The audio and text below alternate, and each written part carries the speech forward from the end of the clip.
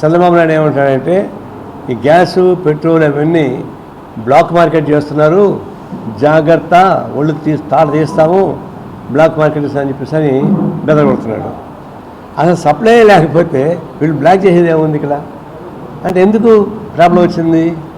Problem వచ్చే ఒకే వ్యక్తి వల్ల వచ్చింది.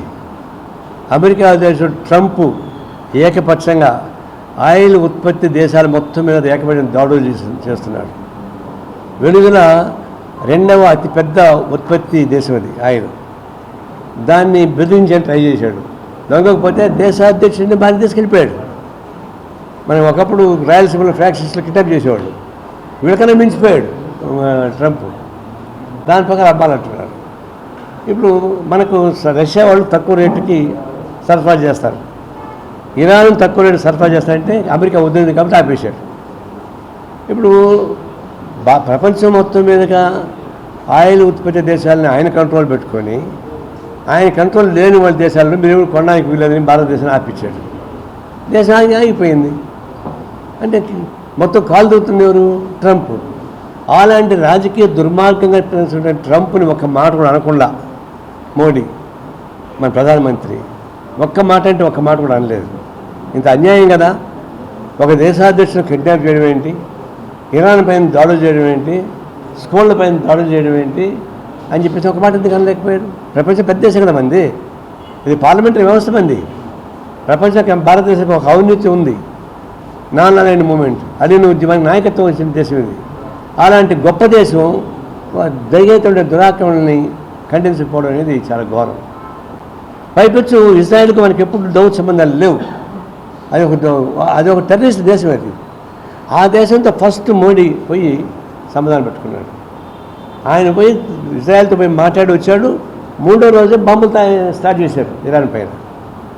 అంటే మోడీ ఒకవైపున ప్రపంచ జరిగే పరిణామాలపైన ఒక మాట అనలేకపోతున్నాడు. చంద్రబాబు నాయుడు మోడీని శాసించే శక్తి ఉంది. ఇంక చంద్రబాబు నాయుడు సపోర్ట్ లేకుండా ఆయన మోడీ ఉండలేడు.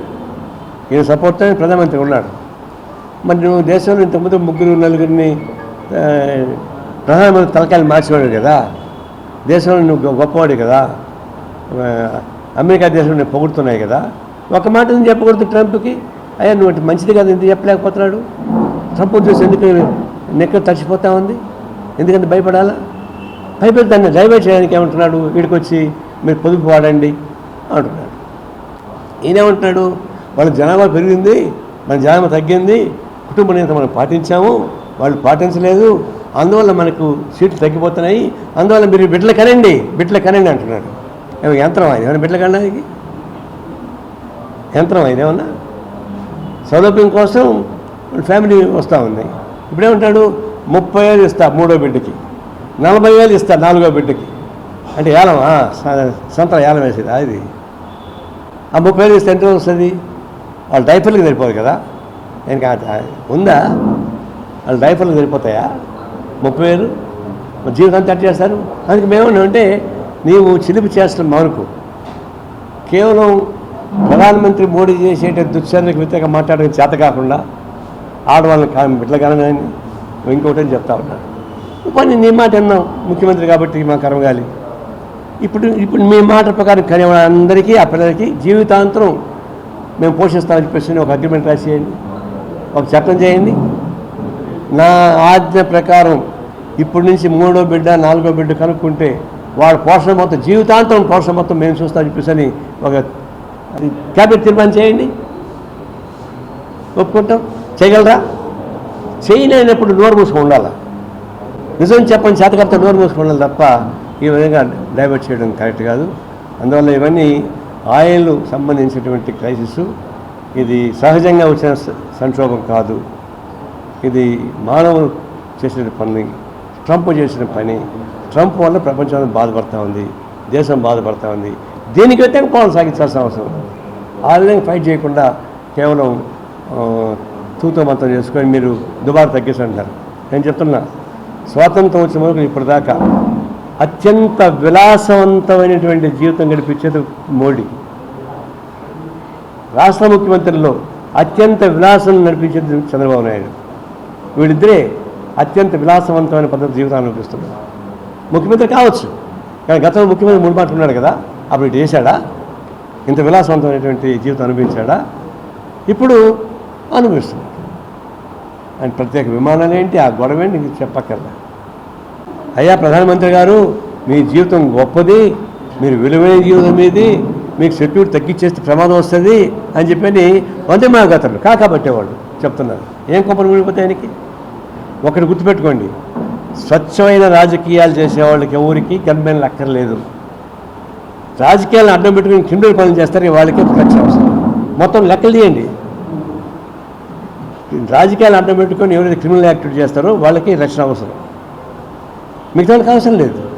కేరళలో చూడండి, ముఖ్యమంత్రులు మంత్రులు అనండి, వాళ్ళకి వాళ్ళ ఎమ్మెల్యే హాస్టల్ చూస్తే అది ఒక్కటి కనపడాడు.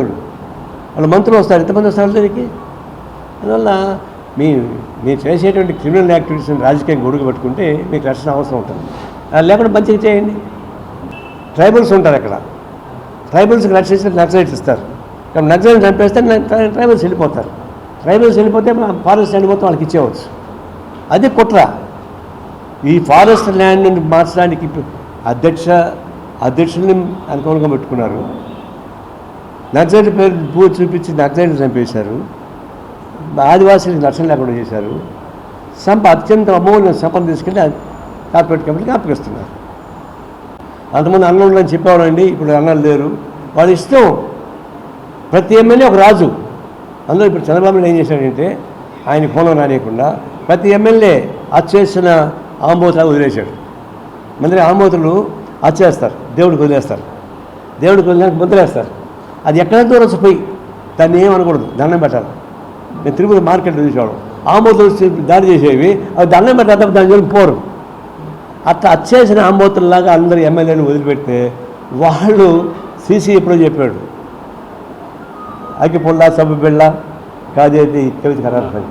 ఇప్పుడు ఇసుక మట్టి కంకర ఏది అవినీతికి అనుకూలం అయిపోయింది.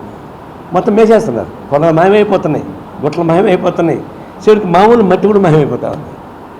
అడిగిన వాళ్ళని ఎంఆర్ఓ ఆఫీస్ కానీ, సబ్ రిజిస్టర్ ఆఫీస్ కానీ, పోలీస్ స్టేషన్ కానీ స్థానిక ఎమ్మెల్యేలు అనుమతి లేకుండా వాళ్ళు చేయగలరా?